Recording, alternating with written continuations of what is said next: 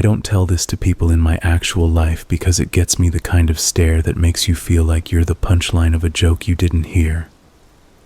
But you asked for creepy stories, and this one is mine. I still don't sleep all the way through the night. I keep a bat next to my bed. If a balloon pops in a movie, I flinch hard enough to spill a drink. That's the kind of story this is. I'm not a thrill seeker. I'm not the friend who drags you into haunted houses or makes you take the shortcut down the alley. I'm the design guy who used to work late at a print shop 2 blocks from the river. I kept to myself, head down, podcasts in, trying to catch up on rent. The building I lived in was one of those old 2-story places that still had steam heat and weird carved oak banisters that looked like someone's great-grandfather did them by hand. It smelled like dust and lemons year-round, no matter how much I cleaned. The neighbor I'm about to tell you about had been there before me.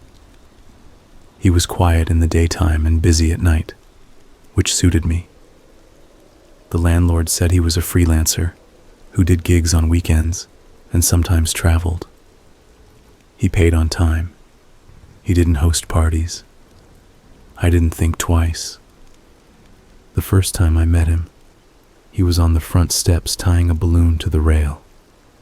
It was a yellow one with a smiley face, the cheap kind you get in a bag at the grocery store. He had that ageless look some guys have where they could be 30 or 50 depending on the light, and his hair was under a small knit cap even though it wasn't cold. He had color on his fingers, like chalk dust or paint. He smiled, with teeth a little too even, and offered me a balloon like he was handing me a business card. "Celebrating something?" I asked, because I'm awkward and my brain reaches for whatever is in front of me. "Always," he said. "Life's full of little reasons if you pay attention." His voice had that soft radio host warmth. "You're in 2B, right?" "I'm Gideon." "Evan," I said. I didn't take the balloon. It bobbed there like it was waiting for a better offer. He tied it and stepped back to look at it, head cocked, artist assessing his work. "You ever need help with the basement?" he said, like it was a normal sentence. "The fuses are weird. Everything's labeled wrong. Don't be afraid to ask." I laughed and said something about learning by doing, and he laughed back, and our lives slid past each other like trains at night. He smelled faintly like powder and peppermint. First small thing, the balloons. He tied one up every few days, different colors. Not a ton of them, not enough to look like a party, just a single balloon on the rail. After a week, they'd sag down on little strings like tired moons. He'd cut them loose and tie up a new one. I figured it was a branding thing. Freelance. What? Artist? Magician? Children's entertainer? The landlord had said gigs, plural, and in this town that could mean anything from weddings to corporate team building to kid birthdays. Second small thing. The smell. People joke about the old building smell, and I get that. But this was something layered. I could tell when he was home because the hallway would smell like vanilla frosting and old pennies at the same time. It wasn't strong. Nothing you'd call to complain about. But if you've ever worked with ink or glue, you know how certain scents cling to you no matter how many times you wash your hands. This was like that. Sweet with a metallic edge that made the back of my tongue feel coated. I told myself I was imagining it. It's impressive how much you can tell yourself you're imagining when rent is cheap. Third small thing. The squeak. At odd hours, midnight, 3 a.m., I'd hear it through the floor. A short, rubbery squeak. Not mice, not pipes. Something like a shoe or a toy. Always one squeak, a beat of silence, then another. I pictured him doing some kind of workout. Resistance bands, door frame chin-ups. Or maybe he had some kind of hobby with latex. Balloons. I kept telling myself balloons. It felt like the most harmless explanation. By the time October rolled around, the town did what it always does. Pumpkin everything, haunted hay rides, and one of those pop-up carnivals in the empty lot behind the grocery store. They set up a tilt-a-whirl, a cheap fun house, a ring toss that I swear was rigged since 1978, and a tent where a clown did balloon animals and a tired magic show. The clown had a name printed on a banner that looked like it had been hand-lettered. Mr. Jingles. I didn't put it together at first because frankly I wasn't watching the clown. A friend, Raina, had dragged me out to get me to stop doom-scrolling and remember what fresh air felt like. We were sharing a paper cone of fries and trying to decide if the funhouse would be funny or sad. But when the clown started juggling rubber chickens, his voice cut through the crowd noise, strong even without a mic, and I couldn't not recognize it. Warm, radio host, this time with patter. Life's full of little surprises, he called, swapping chicken for ball, ball for knife, with the blade clearly retracted. This wasn't that kind of show. If you pay attention, you'll catch them. I turned toward the voice like someone had said my name. The clown had a red wig and white face makeup with a black diamond over one eye and a painted smile that went out past the corners of his mouth. He looked taller on the little stage. Or maybe it was the hat. It wasn't a scary clown vibe. He went for old school, almost vintage, like black and white photos of circuses where the makeup looks more like a mask than a face. He made a poodle out of a balloon and handed it to a kid. He made eye contact with me for half a second. This script pause that anyone who's done stage knows is meaningful. And then his gaze slid on like I was just another person in the crowd. "Dude," Raina said, leaning close. "Are you okay? You went pale." "That's my neighbor," I said. "No kidding." She tilted her head, squinting like she was matching faces. "He's good." "Good at balloons," I said. It came out more dry than I meant. He did the bit where you get a volunteer and teach them a magic trick that's mostly about timing and misdirection, so the punchline lands in a paper shower of confetti. Everyone laughed. I laughed, because that was the social cue. And then I saw it. On the table at the back of the stage, behind the props, was a line of cheap, hand-twisted stand-up balloon smileys. All yellow, all with black eyes and grins, and one of them had a drawn-on black diamond over one eye. I know what you're thinking. So what? He's a clown. Of course there are balloon smileys, but it felt like seeing a stain on a shirt that shouldn't be there. A code, a tag, a joke I wasn't in on. I wouldn't have remembered it later if so much else hadn't happened. But at the time, I made a mental note and threw it away. That night, back in my apartment, I heard the squeak again. Slow, patient. One beat, another. The radiator clicked in sympathy like it was answering. The missing posters started going up before Halloween. One on the bulletin board at the coffee shop.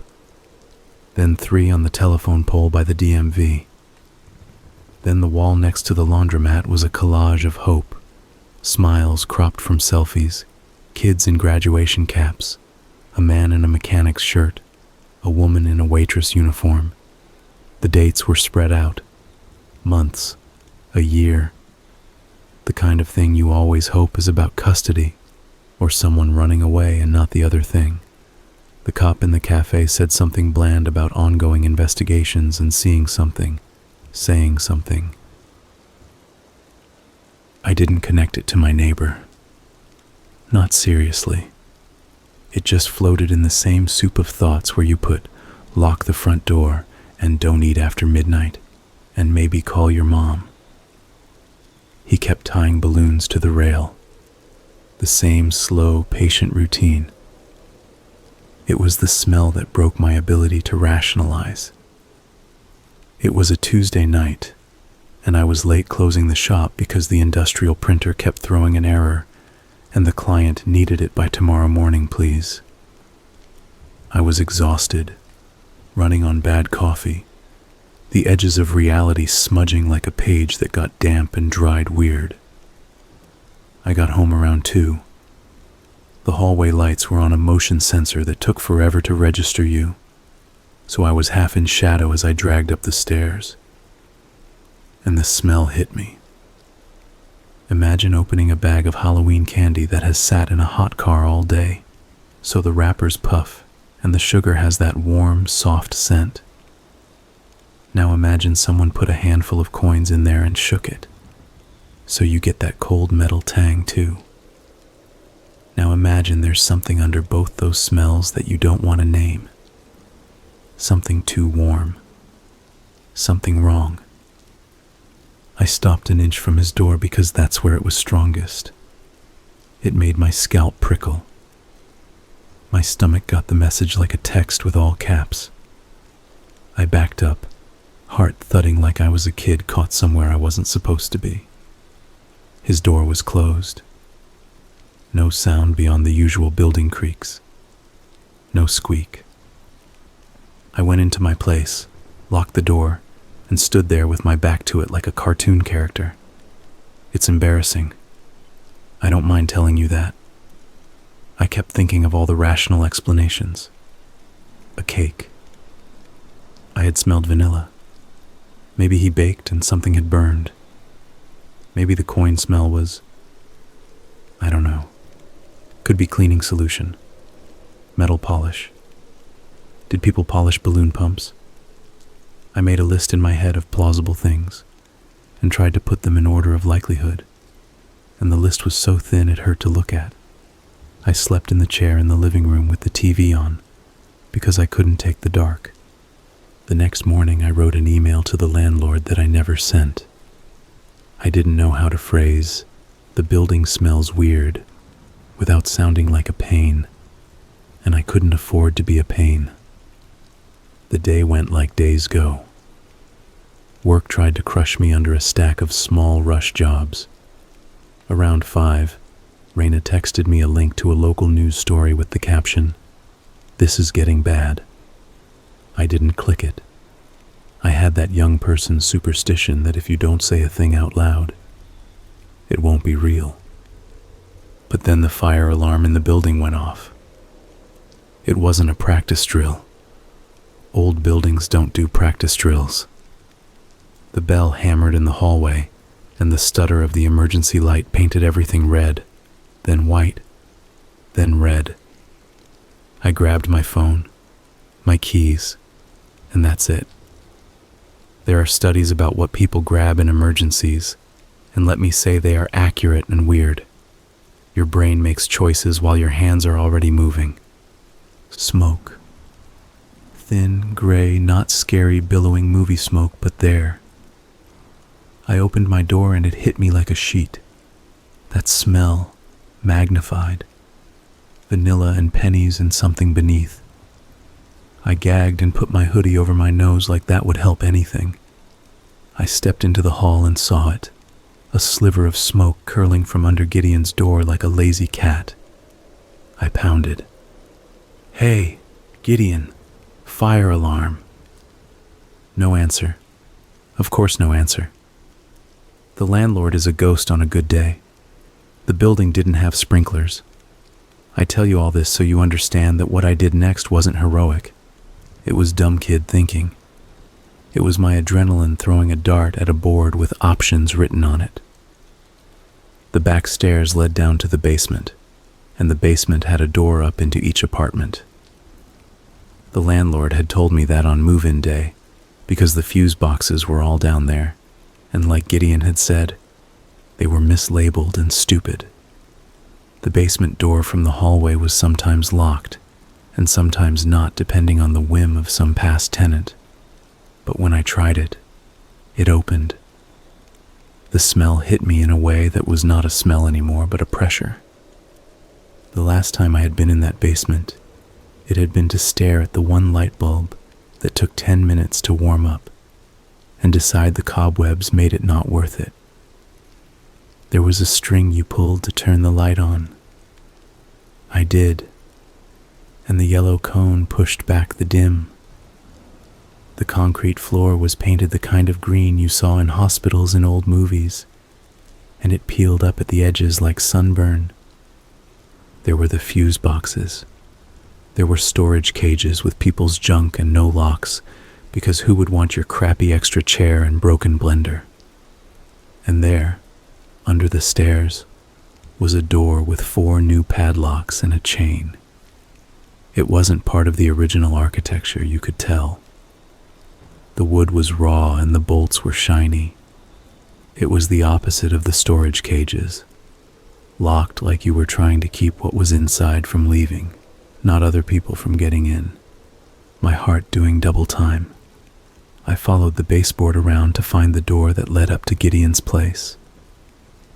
I found it by process of elimination, the one whose frame looked newer, whose hinges didn't match the others. I knocked like a cop in a TV show. Nothing. I pounded till my wrist hurt. The fire alarm kept screaming. I don't know what it says about me that I didn't call the fire department first. I think I had this idea that if I could get him to open the door and turn off whatever was smoking, it would all be fine, and the fire department could be the backup plan. You rewrite reality to fit what you can handle. I glanced at the fuse boxes and had the very bad idea that I could cut the power so at least the alarm would stop cooking my brain. They were as mislabeled as promised, and I didn't have the patience to guess wrong and black out the whole building, which is when I heard a sound from the locked door under the stairs. A sort of soft thump, like someone setting a heavy thing down carefully. I froze. The thump came again. Then something else. That rubbery squeak. Not exactly the same as through the floorboards. Closer. Warmer. Like you can smell the rubber when you hear it. The hairs on my arms went up like static. "Hello?" I said like a moron. "Anyone down here?" From behind that door, a voice, not Gideon's, higher, trying to be brave and failing. "Hello?" My brain split into 2 tracks. 1. There is a person. 2. Why is there a person locked behind a door in your building basement? I didn't have time to negotiate with fear anymore. I grabbed the chain like I could pull it open with my hands. Of course I couldn't. My grip burned. I looked around for something to pry with. The only options were a rotting broom and a length of metal pipe that had probably been part of a curtain rod. I jammed the pipe through the chain and leaned on it hard, pushing with everything. The pipe bent, the chain bit into the wood and cut a groove, but the locks held. "Fire alarm," I said, the dumbest sentence you can deliver to a locked door. "I'm going to get help." I listened and heard nothing. A beat. Then, "Please." A whisper, weak like someone trying not to be heard. I ran back up the steps. The hallway was hazy now. My door was open where I'd left it. I grabbed my phone and dialed 911 with shaking fingers. "There's a fire," I said, giving my address, already babbling.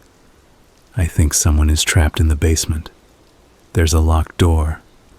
The dispatcher was calm and asked me all the right questions. "Are you in immediate danger? Is there active flame? Can you evacuate the building?" I could, and I did, down the front steps, out into the October air that felt like a slap. A couple of other tenants were already on the sidewalk in their pajamas, faces bleached by the red light. Someone's dog barked like a yappy alarm. I told the dispatcher what I had seen and heard, and she told me to stay out of the building, which I did, because I had finally found the part of me that listens to instruction. The first truck was there inside of 3 minutes, the longest 3 minutes in the world, but 3. They went in with axes and helmets like a ritual. The rest is a movie blip. Yelling, doors, a hose snaked down the stairs. The alarm cut out, blessedly. Smoke curled from the front door like the building exhaled. I stood with my arms wrapped around myself until the shaking stopped. That took a while.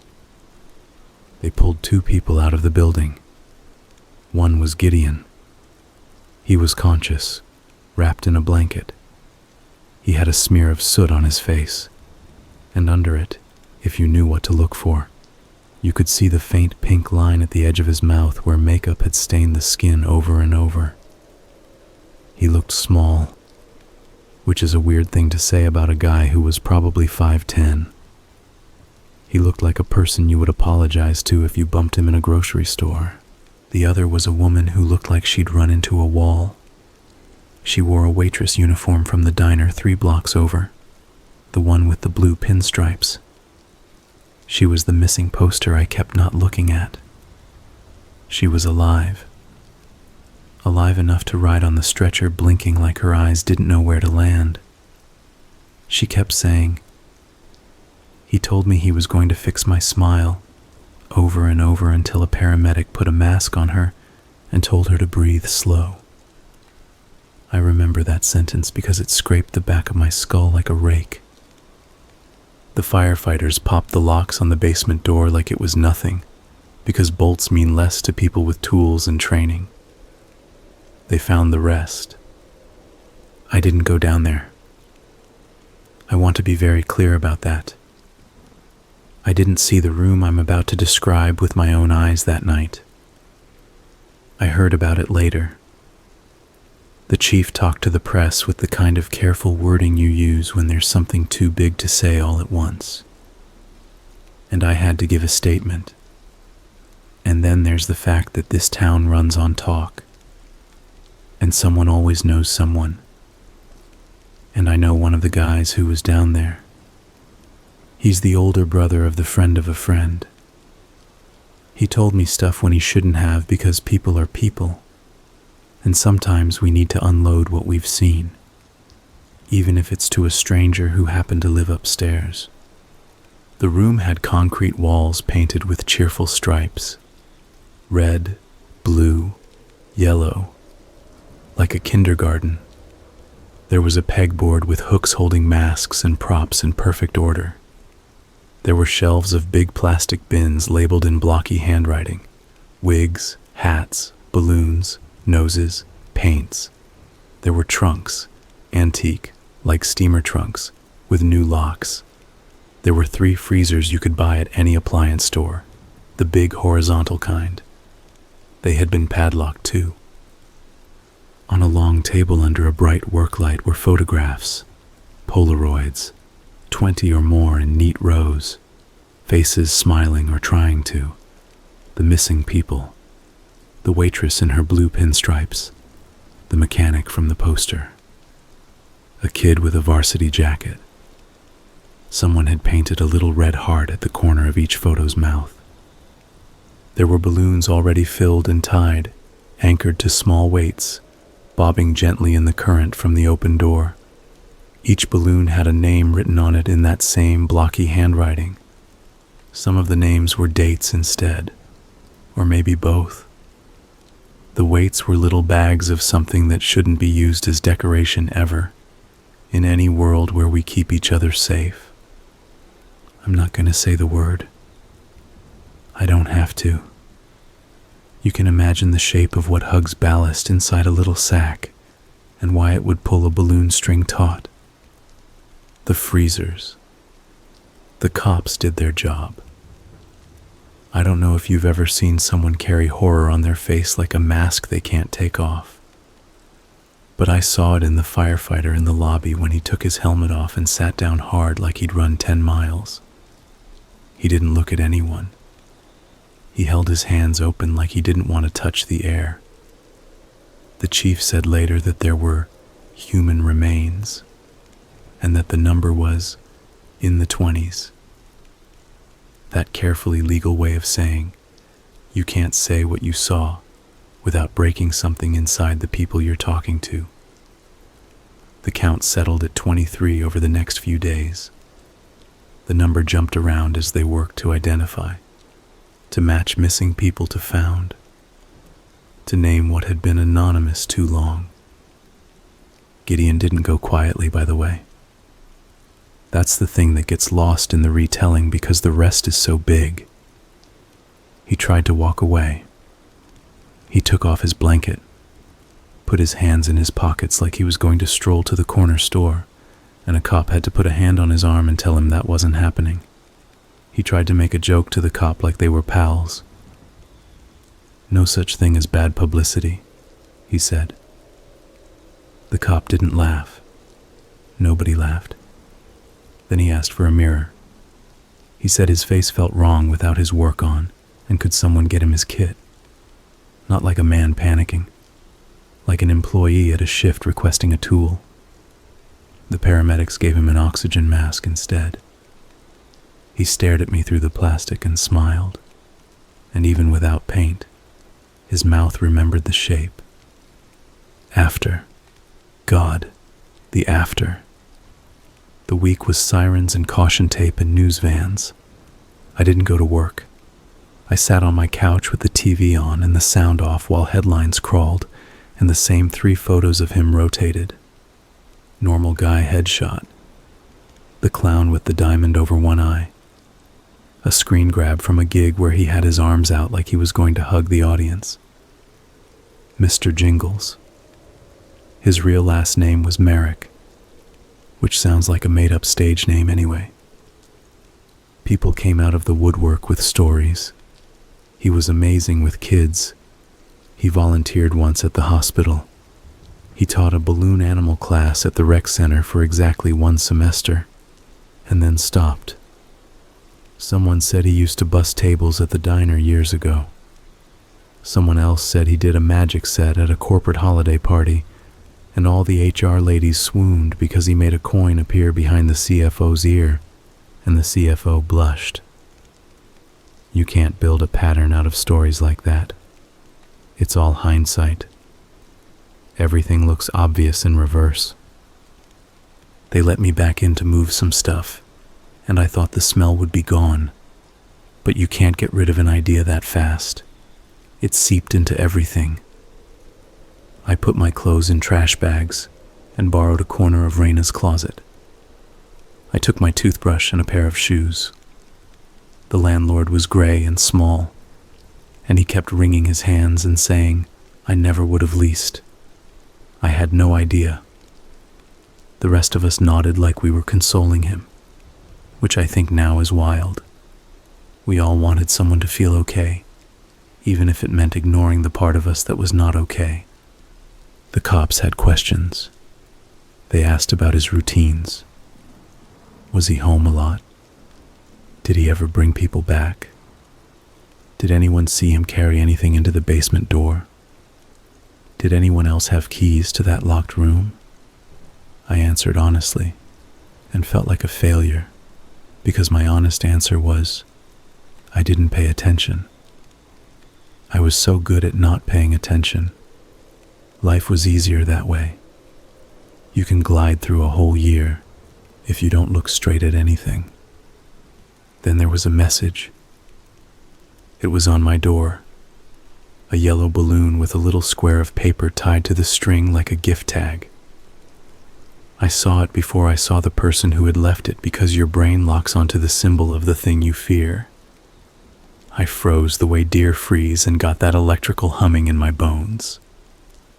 The tag was hand-lettered in block letters. It said, "Thank you for your help." Underlined. A smiley face And under that, if you ever need anything, just call, followed by a phone number that had to be a burner, because it went to a dead tone when I tried it later, like it had been a line that existed for one afternoon and then fell off the world. I took the balloon, closed my door, and popped it with a kitchen knife, because it felt like a magic trick I had to reverse. It snapped and died, and I did not feel better. I kept the note. Don't ask me why.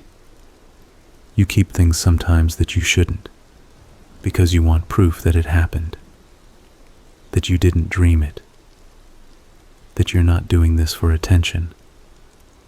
That last part is a nasty little voice that creeps in when people start telling you your story couldn't have happened to you because you're normal and boring and live on the second floor of a brick building with radiators that hiss.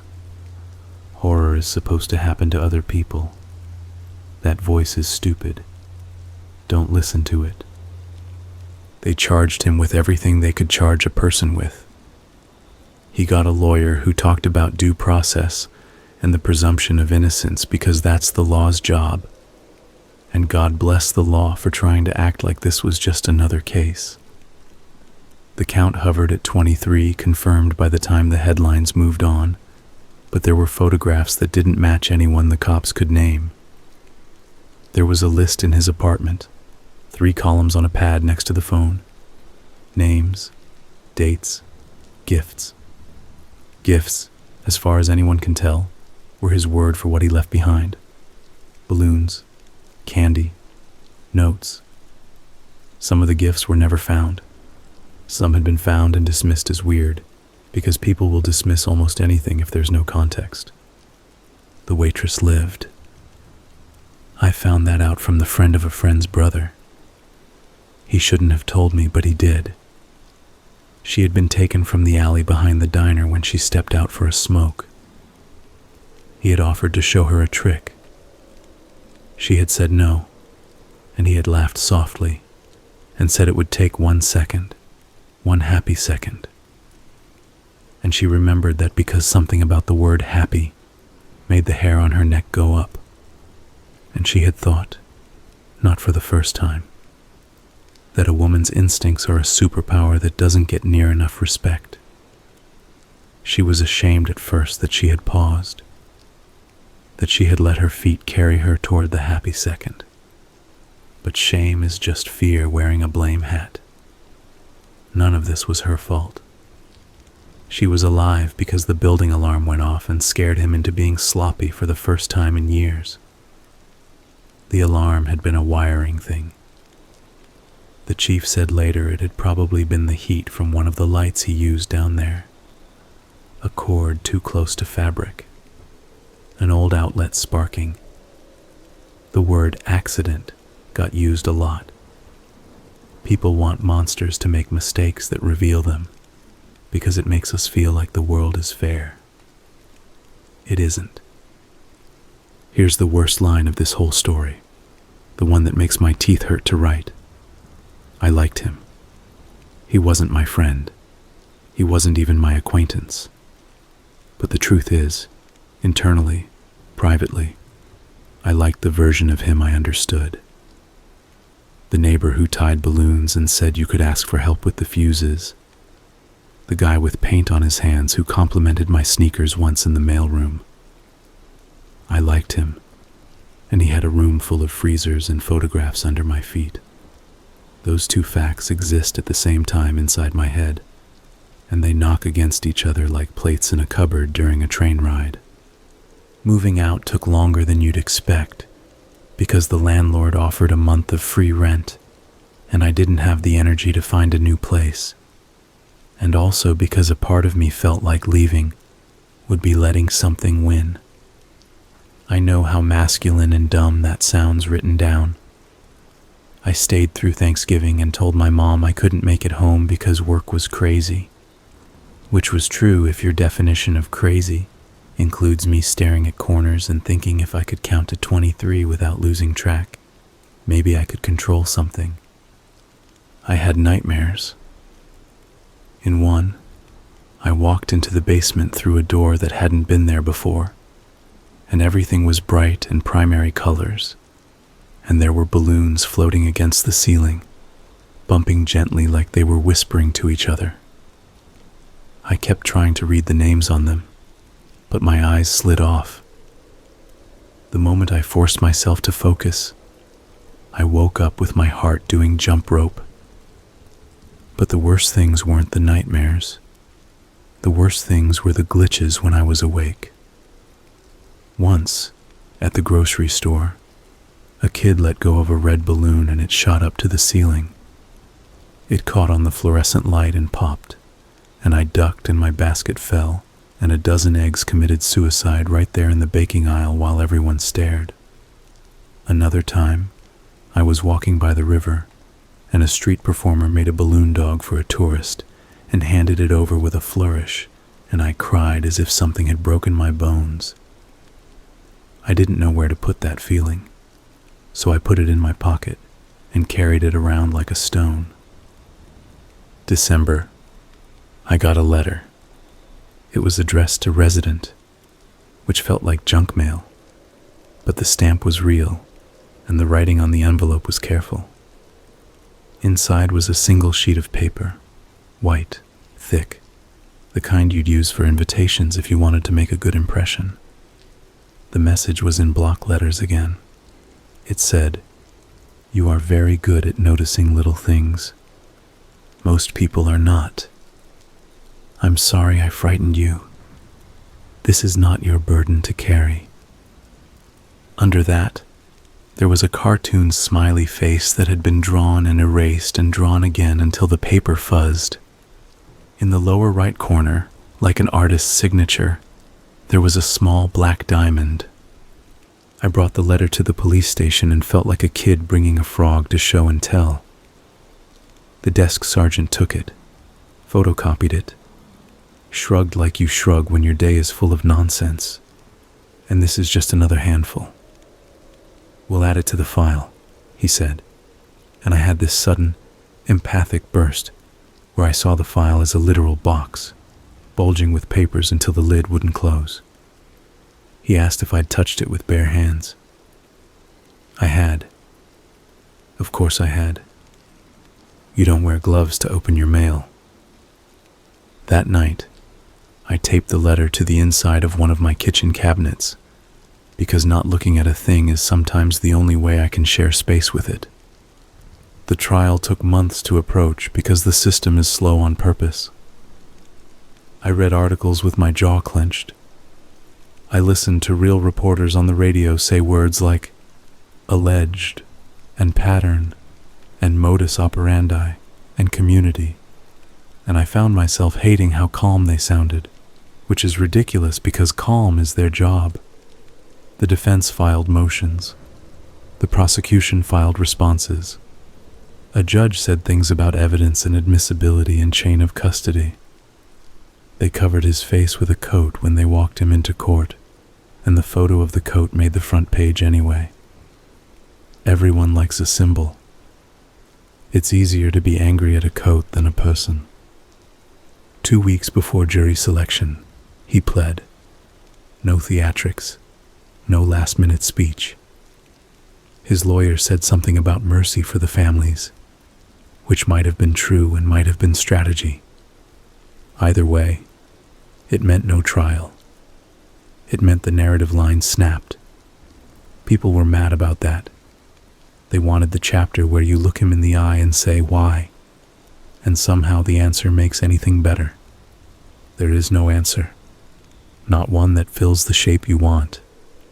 I moved out in March, after a winter that felt like a long hallway, with a burned-out bulb at the end. The landlord got a company to clean the basement. I put that in quotes because the word is wrong. You can bleach a room. You can take down shelves and repaint and fill in holes and rip out a section of floor like you're pulling a tooth. You can do all that, and the room will still remember being what it was. That's not supernatural. It's just how memory sticks to a place like dust in the corners. The new apartment is on the other side of town, in a complex with beige carpet and parking spots with numbers painted on them. The walls are thin but not haunted. The first night, I slept straight through until morning, like I had run out of batteries, and my body had to plug itself into the wall. The second night, at 2 a.m., I sat up in bed because I heard a squeak. I held my breath until my chest hurt. Nothing else happened. It was probably the refrigerator or the neighbor's kid's shoes. The rational brain is a good friend when it shows up. I told Raina the whole story one night when we ordered Thai, and I drank beer on an empty stomach. She listened like a saint, and when I got to the part with the letter and the black diamond, she touched my arm and said, "He's not here." She said it like a spell. I say it to myself now when I have to go into a basement for any reason at all, like to do laundry. He's not here. But you know what else I say? Because both can be true. He was. That matters too. Not to keep scaring myself, but to respect the fact that horror can live under your feet while you're making coffee, and you won't feel the floor vibrate at all. I still have the note. Don't judge me. I don't look at it. It's folded into a book I don't read. The book is on a shelf high enough I need a chair to get to it. Every once in a while I think about throwing it away. Then I think about the waitress who lives because the building alarm went off and I went into the basement like an idiot. I think about the 23 who don't. I think about the way the firefighter sat with his hands open like he was asking the empty air for something no one could give him. I think about the smell of frosting and pennies that will never be just a weird detail again. And I keep the note because the world is full of little reasons if you pay attention, and sometimes the reason is, don't forget. Before I wrap this, there's something you need to hear if you take anything from a stranger's story on the internet. The small things you notice aren't nothing. If your hallway smells wrong, it's not paranoid to mention it. If someone's routine puts pressure on your spine like a thumb, tell a friend. It doesn't have to add up to a monster under your house. Most of the time it won't. But you don't owe the world your silence just because you don't have a headline yet. We're supposed to take care of each other in these boring, awkward, small ways. Even if that care is just, "Hey, you okay?" It smells like someone burned a cake. Sometimes the monster is exactly the guy tying balloons to the rail and telling you how beautiful little things are. He isn't magic. He isn't a movie. He can be caught by a dumb luck fire alarm and a neighbor with bad judgment and a 911 dispatcher who doesn't let you spiral. There are 23 names I don't get to say because they aren't mine to say. But I say them in my head sometimes when I pass the lot where the carnival pops up once a year. I won't go near the tent where a new clown does balloon dogs now. That's someone's job. I'm not taking their livelihood away. I just don't need to see that trick ever again. Last week I found a yellow smear on the sleeve of my hoodie. I was making eggs and the mustard bottle burped and it got me. I froze anyway. My body did what bodies do when you push the association button. It dragged me backward through memory like a hand pulling a curtain. I stood there and looked down at the stain and laughed like a busted thing, because that's how fear works. It lifts the corners of regular life and tries to convince you the whole house is rotten. I cleaned the sleeve and went to work, and on my way I passed a new missing poster stapled to a pole, and my stomach turned again, because the world didn't stop just because the clown next door did. When people ask me if I believe in evil, I think of Gideon's hands. That's a weird answer, I know, but it's what I think of. They were steady hands, careful hands, Hands you'd trust to tie a tight knot on a balloon so it wouldn't leak air.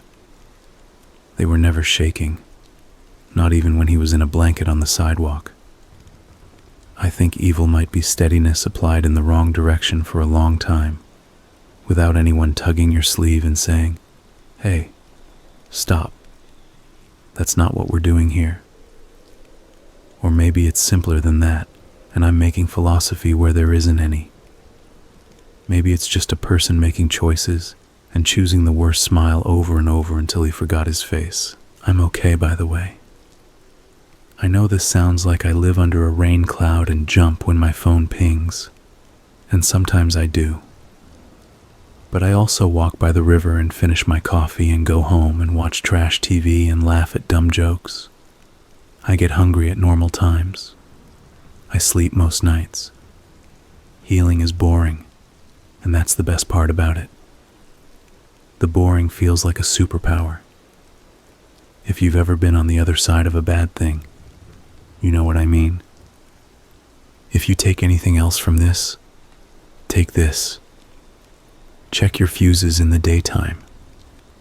Don't follow someone into a basement you don't know. If someone ties a balloon to your life and says it's a gift, it's okay to cut the string and let it go. And if you hear a squeak in the night, it's probably nothing. Probably. But if it isn't, pay attention. You never know who needs you to knock on a door and make noise until something breaks open and a little bit of light gets in. That's all I did. The rest is on him. I drove past the old building yesterday. The rail is still there. No balloons. The paint is flaking and the wood looks softer than it should be because weather gets into everything. A kid on a scooter went by and didn't look up. Why would he? It's just a building. He turned the corner and disappeared, and for a second I could almost imagine that the basement was just a room with a broken chair and some dusty holiday decorations nobody wanted, and we had all dreamed the rest. But then the light wind shifted, and I smelled a ghost of sugar and something iron underneath, and I knew I was just getting better at living with the memory, not erasing it. That's enough. That's my story. If you tell people you know a guy whose neighbor was a clown with a basement full of balloons and worse, they'll laugh like you're making an internet joke. That's fine. I hope they never find out what the punchline feels like when it happens to you. If you're reading this at 2 a.m. because you can't sleep, hey, you're not alone. We're all up sometimes. We keep an eye on the stairs for each other. We listen for the wrong sounds. We're the ones who will knock. And if we're lucky, we're the ones who will open the door.